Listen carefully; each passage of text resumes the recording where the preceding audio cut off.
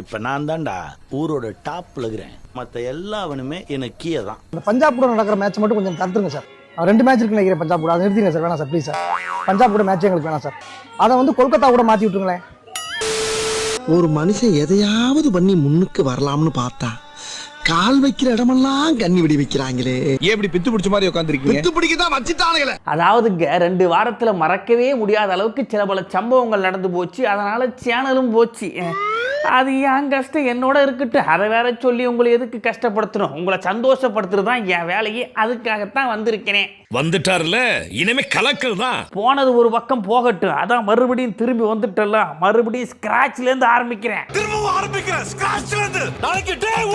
ஐயோ, நினைச்சாலே மனசெல்லாம் குமுறுதுங்க. மறுபடியும் போட்டு வியூஸ் வர வச்சு சப்ஸ்கிரைபர் ஏற்றி அப்பப்பப்பப்பா இருந்தாலும் விட மாட்டேன். ஆரம்பிக்கிறேன்.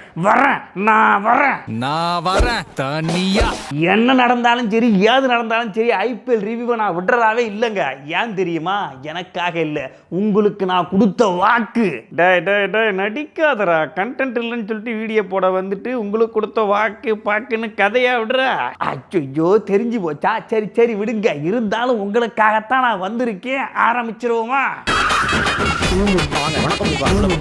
அதாவது இன்னைக்கு என்ன பார்க்க போறேன்னு பார்த்தீங்கன்னா, பஞ்சாபுக்கு டெல்லிக்கு ஒரு மேட்ச் நடந்துச்சு பாருங்க. அடாடாடாடா, கேஜிஎஃப் படத்தையும் பாகுபலி படத்தையும் மிக்ஸ் பண்ணி விட்டா எப்படி இருக்கு அந்த மாதிரி இருந்துச்சு பாருங்க.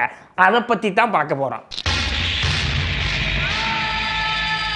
மேட்ச் சாதாரண மேட்சே இல்லைங்க. இன்னைக்கு ஒரு புடின்னு ஆரம்பிச்சாங்க. எல்லாருமே பிடிக்கவும் செஞ்சாங்க. பட் ஒழுங்கா பிடிக்கல. அதனால தான் இந்த மேட்ச் டாப்புக்கே போச்சு.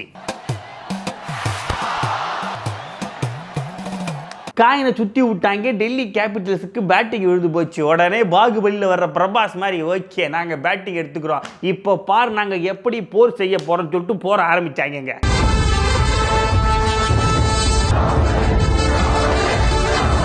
ஒரு பக்கம் மகேந்திர பாகுபலி டீமா டெல்லி வந்து நிக்குது, இன்னொரு பக்கம் ராணா டீமா பஞ்சாப் வந்து நிக்குது. 2 பேருக்கு மேட்ச் ஆரம்பிச்சாங்க பாருங்க. அடி அனல் பறந்துச்சு. ஒரு பக்கம் ராக்பாட் ராகுலும், இன்னொரு பக்கம் நிசப்தமாக ஆடக்கூடிய நிஷாங்காவும் வந்து ஓப்பனிங் இறங்குறாங்க. ஆரம்பத்தில் அற்புதமான ஸ்டார்ட் கிடைச்சிச்சு. வேற லெவல் அடிச்சாங்க. நல்லா தான் போய்கிட்டு இருக்கு. நம்ம நிஷாங்காவுக்கு என்ன ஆச்சுன்னே தெரியல. பாகுபலியை முதுகுல குத்துற மாதிரி டெல்லியை பாதிலே விட்டு டப்புன்னு அவுட் ஆயிட்டாரு. ஐயோ நிஷாங்கா, என்ன நிஷாங்கா இப்படி பண்ணிட்டு சொல்லிட்டு இப்போ கேட்டாக்கா, என்னை மன்னித்து விடுங்கள் தாயேன்னு சொல்லிட்டு அவர் மட்டும் போய் உக்காண்டாரு. சரி ஓகே, இதுக்கப்புறம் நம்ம ராக்பாட் ராகுல் கூட யாரா பார்ட்னர்ஷிப் போடுவாங்கன்னு சொல்லிட்டு பார்த்தாக்கா உள்ள வராருங்க, நம்ம ராணாவே வராரு. பஞ்சாப் கிங்ஸ் ராணா நினைச்சுக்காதீங்க, இவர் பாகுபலி ராணா. ராணாவும் ராக்பாட் ராகுலும் பார்ட்னர்ஷிப் போட்டு அடிச்சாங்க பாருங்க. ஒரு அடி அடாடாடாடாடாடாடா. சும்மா பாகுபலியில் மரத்தை வளைச்சி வச்சு உள்ள போய் அடிப்பாங்க பாருங்க. அந்த மாதிரி ராணாவும் கேஎல் ராகுலும் சும்மா பஞ்சாப் பவுலர்ஸை பிரிக்கிறாங்க. பஞ்சாப் டீமும் ஏதோ பண்ணி பார்க்குறாங்க. இவங்க பார்ட்னர்ஷிப்பை உடைக்கவே முடியல. சூரிய வம்சத்து ஆனந்தராஜ் போடுவார் பாருங்க பிளான், அந்த மாதிரி ஏதோ பிளான்லாம் போட்டு பார்க்குறாங்க. இவங்க பார்ட்னர்ஷிப்பை உடைக்க முடியலங்க. சும்மா 2 பேரும் பஞ்சாப் பவுலரை போட்டு பிரிக்கிறாங்க. 2லாம் மலமலன்னு ஏறுது.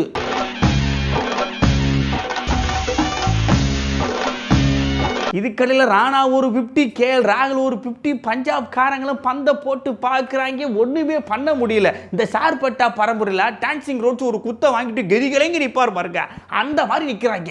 ரைட்டை மிஸ் விட்டு அந்த மிஸ்ஸிங்ல அவன் ரைட்டை மூஞ்சி விட்டாபாவ, அந்த அடியில கதிகளிட்டு நானு. இப்போ என்னடா பண்றது, எப்படா இவங்களை விக்கெட் எடுக்குன்னு சொல்லிட்டு ஸ்டேஜர் ஒரு பக்கம், என்ன ரங்கா ஜோக் பண்றீங்களா, எங்க ஓவர்லாம் அடிச்சு நவுத்துறீங்களா, இதெல்லாம் எந்த விதத்துல நாயன்னு சொல்லிட்டு அவர் ஒரு பக்கம் முடிக்கிறாரு. கடைசியில 2 பேரும் பார்ட்னர்ஷிப்பை போட்டு 200 தாண்டாங்க. கேஎல் ராகுல் 100 போட்டு தூக்குறாரு பேட்டை. பஞ்சாபோட பவுலர்ஸ் நிலமெல்லாம் எப்படி தெரியுமா இருக்கு? கோவை சரலா வடிவேல போட்டு அடிச்ச உடனே பஞ்சு பறக்கு பாருங்க, அந்த மாதிரி பறக்குது. ஒண்ணுமே பண்ண முடியலங்க. இதுக்கடல கேஎல் ராகுலுக்கு ஒரு கேட்ச் மிஸ், ராணாவுக்கு ஒரு கேட்ச் மிஸ். அதான் சொன்னனே, இன்னைக்கு ஒரு புடின்னு சொல்லிட்டு பிடிச்சாங்க. ஒரு பந்து கூட கையில சிக்கவே இல்லை. இதனால தான் 2 பேரோட பார்ட்னர்ஷிப்பும் பலமா அமைஞ்சு போச்சு. 41 பாலுக்கு 91 ரன்னுங்க ராணா. இதுக்கப்புறம் எப்பா வேணாம், வெயில் கொஞ்சம் ஓவர் ஆகுது, தயவு செய்து என் கேட்ச பிடிங்கிறான், அவுட் ஆகிட்டு வெளியே போகிறேன்னு சொல்லிட்டு மனுஷனா நொந்து போய் ஒரு சாட் அடிக்க சரி பிடிச்ச உடனே அவுட்டுங்க. கையாவது தட்டுங்களேன்டா. சத்தம் போடாம தட்டுங்கடா.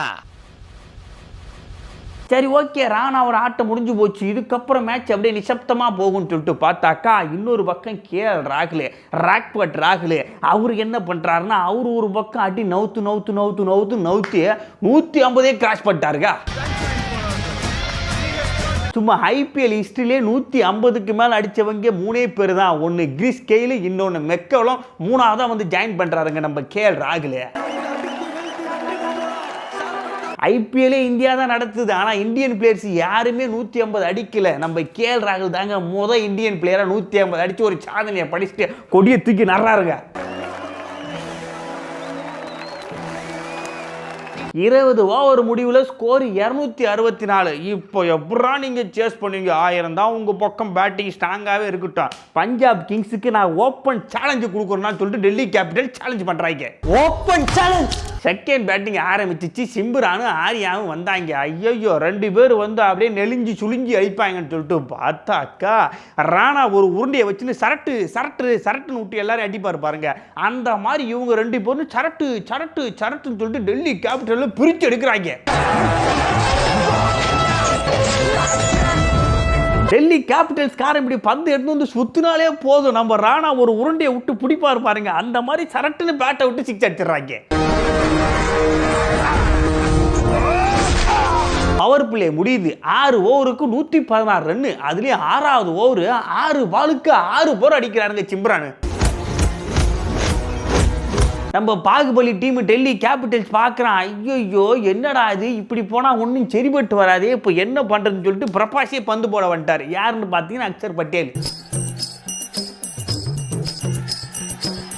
அந்த மனுஷன் வந்து பந்து போட்டவனே தான் ஆரியா எப்பா இதுக்கப்புறம் ரொம்ப போரியான்னு சொல்லிட்டு அந்த மனுஷன் அவுட் ஆறாருங்க. சரி ஓகே, ஒரு விக்கெட் விழுந்து போச்சு. இதுக்கப்புறம் ரன்னை கட்டுக்குள்ளே கொண்டு வந்துட்டான்னு சொல்லிட்டு அடுத்த ஓவர் நம்ம குல்தீப் யாதவ் வராரு.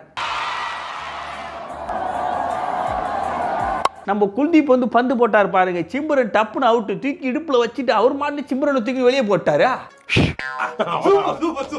ஒரு பக்கம் ஆரியா 43, இன்னொரு பக்கம் சிம்ரன் 76. இவங்க 2 பேருமே ஓப்பனிங்ல ஒரு பலமான ஸ்டார்ட்டை கொடுத்துட்டாங்க. அப்பவே டெல்லி கேபிட்டல்ஸுக்கு ஒரு மாதிரி பதட்டம் வந்து போச்சு. இதுக்கப்புறம் விக்கெட் எடுத்தா மட்டும்தான்டா மேட்ச்னு சொல்லிட்டு மறுபடியும் வந்து போட ஆரம்பிக்கிறாங்க. அப்புறம் கூப்பர் கான்லேயும் ஸ்ரேயஸ் ஐயரும் பார்ட்னர்ஷிப்பை போட்டு அப்படியே கொஞ்சம் கொஞ்சமாக பில்ட் பண்ணி கொண்டு வராங்க. நம்ம கான்லேயோட தாக்கு பிடிக்க முடியல, அந்த மனுஷன் அவுட் ஆறாருங்க. சும்மா வதங்கி போன டெல்லி கேபிட்டல்ஸுக்கு தண்ணி ஊத்துற மாதிரி டப்புன்னு 3 விக்கெட் ஊஞ்சி பாருங்க. உடனே மறுபடியும் ஏந்து செங்குத்தா நிக்க ஆரம்பிச்சிருச்சு டெல்லி கேபிட்டல்ஸ். உங்க மூஞ்சி கொடூரமா இருக்கு, பயங்கரமா இருக்கு, எனக்கு உங்களை பார்த்தாவே பயமா இருக்கு. ஸ்ரேயஸ் ஐயர் வதேரா இவங்க 2 பேரும் பார்ட்னர்ஷிப் போட்டு அப்படியே மிதமான ஸ்டார்டிங்ல போயிட்டு அப்புறம் அதிரடியை கூட்டி ஒரு அடி அடிச்சாங்க. நல்லாவே இருந்துச்சு. இனிமே எல்லாரும் புடிங்கிட்டே இருப்பீங்க. வதியாரா பார்த்தாரு, ஸ்ரேயஸ் ஐயரை பார்த்து, வாத்தியாரா நான் தான் வதியாரா, இதுக்கப்புறம் என்னால் அடிக்க முடியாது, நான் ஒரு பங்குக்கு என்னால் முடிஞ்ச அளவு கொஞ்சம் ரன்னை சேர்த்து கொடுத்துட்டேன், இதுக்கப்புறம் நானும் கிளம்புறேன்னு சொல்லிட்டு அந்த மனுஷன் அவுட்டு. வா மச்சான் வா, உன்னை இப்படி பார்த்து எத்தனை வருஷம் ஆகுது. வதியாரா கேட்ச சனிக்கிழமை அன்னைக்கு ஞாயிறு பிடிக்கிறார். ஞாயிறு பிடிச்சிட்டீங்க பாருங்க, எல்லாரும் கேட்ச விட்டுட்டு இருக்கீங்களே, கேட்சுன்னா இப்படி தாயா பிடிக்கணும்னு சொல்லிட்டு கப்புன்னு பிடிச்சி தூக்கி போடுறாருங்க.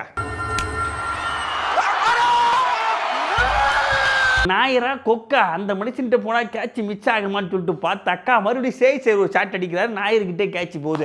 அசால்ட்டாக பிடிச்சி போட போகிறாங்க. மேட்ச் முடிஞ்சு போச்சுன்னு பார்த்தாக்கா டொப்புன்னு கேட்ச விட்டாரு.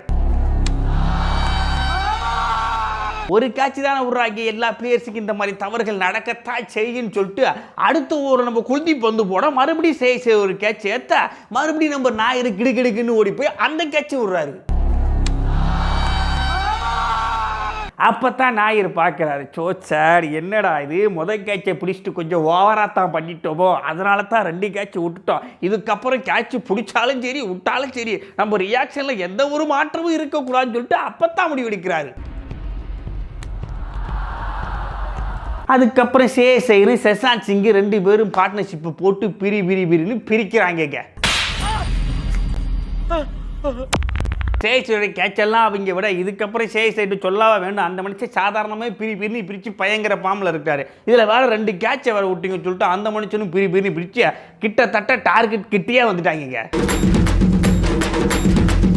18.5 265 அடிச்சு மேட்சே முடிச்சிட்டாங்க. ஆட பாவிகளா, என்னடா இது, ஒரு மனுஷன் 264 டார்கெட்டை கொடுக்குறான், அதை நீங்கள் பாட்டு அடிச்சு முடிக்கிறீங்களே, அப்போ அந்த டார்கெட் அடிச்சதுக்கு என்ன தாண்டா மதிப்புன்ற மாதிரி ஆகிப்போச்சுங்க. சொல்லு என்னாச்சு? முடியல. மேட்ச் நடக்கிறதெல்லாம் பார்த்தாக்கா 300 350 தான் இதுக்கப்புறம் டார்கெட்டாக வைக்கணும் போல. பேட்ஸ்மேன்லாம் அடிக்கணும், பவுலிங்லாம் என்ன பண்ணுறாங்கன்னே தெரியல. அவங்க பாட்டு பந்து போடுறாங்க, வர்றாங்க, எல்லாம் அடிக்கிறாங்க. சோலி முடிச்சு ஒரு வழியா 264 பஞ்சாப் கிங் சேஸ் பண்ணிட்டு இது வரைக்கும் ஒரு தோல்வி கூட அடையாத ஒரு அற்புதமான டீமா டாப்ல போய் நிக்குதுங்க. இப்ப நான் தான்டா ஊரோட டாப்ல இருக்கிறேன், மத்த எல்லாவனுமே எனக்கு கீழே தான். ஸோ இவ்வளவுதாங்க இந்த மேட்சில் நடந்த அற்புதமான நிகழ்வுகள். மேட்சுன்னா மேட்ச், தரமான மேட்ச், ஆனா நிறைய கேட்ச் போச்சு, அதனால தான் மேட்சே மாறி போச்சு. ஸோ இதுதான் இப்போ நாங்கள் ஆரம்பிச்சிக்கிற புது சேனல். இதில் தான் என்னுடைய அவதாரம்லாம் அடிக்கடி வந்துட்டு இருக்கோம். ஸோ என்னைய பார்க்கணுன்னு ஆசைப்பட்டீங்கன்னா, யாரும் ஆசைப்பட மாட்டீங்க, இருந்தாலும் பரவாயில்ல, ஆசைப்பட்டீங்கன்னா சப்ஸ்கிரைப் பண்ணி வச்சுக்குவாங்க. இதுக்கப்புறம் கண்டினியூவாக தலைவன் வர்றேன். அத்தனை வழிகளையும் தாங்கிக்கிட்டு உங்களுக்காக மட்டுமே வந்திருக்கிறேன். மீண்டும் ஒரு நல்ல வீடியோவோட உங்களை வந்து சந்திக்கிறேன். அதுவரை உங்களிடமிருந்து விடைபெறுவது உங்கள் நான்.